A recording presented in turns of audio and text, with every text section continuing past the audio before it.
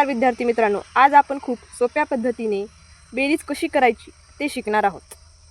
तरी 534 अधिक 941 खूप सोपी पद्धत आहे. 4 आणि 1 5, 4 आणि 3 आणि 4 7, 9 आणि 5 14. किती झाले? 1475. दुसरं उदाहरण 7 3 2 2 5 4 अधिक तर किती? 732 अधिक 254 बरोबर किती?